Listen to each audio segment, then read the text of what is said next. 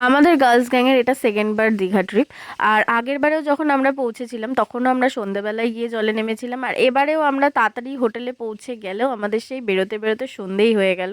আর যেহেতু আমরা সি বিচে ফটো তুলছিলাম সেই জন্য আমরা জলের সামনে গেছি, আর জলে নামবো না এটা তো হতেই পারে না।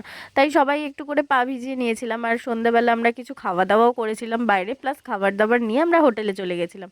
তো সেদিন রাতে গল্প গুজব নাচ এসব করে তো আমরা কাটিয়ে ঘুমিয়ে পড়েছিলাম।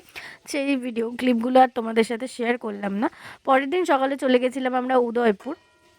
আর ওল্ড দীঘার সামনেই একদম গাড়ি ভাড়া পাওয়া যাচ্ছিল, যেগুলোতে করে আমরা উদয়পুর চলে গেছিলাম, আর ভাড়াটাও অনেকটা কমই ছিল।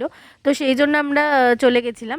আর ওখানে গিয়ে আমরা একটা টেবিল বুক করেছিলাম, টেবিল বুক করে ওখানে ভীষণ মজা করেছি, আর অনেক সুন্দর সুন্দর ভিডিও বানিয়েছি যেগুলো তোমরা আমার ইনস্টাগ্রাম আইডিতে, ইভেন আমাদের সবার ইনস্টাগ্রাম আইডিতে দেখতে পেয়ে যাবে। আর আমরা চিংড়ি মাছ খেয়েছিলাম, মারাত্মক ভালো খেতে ছিল।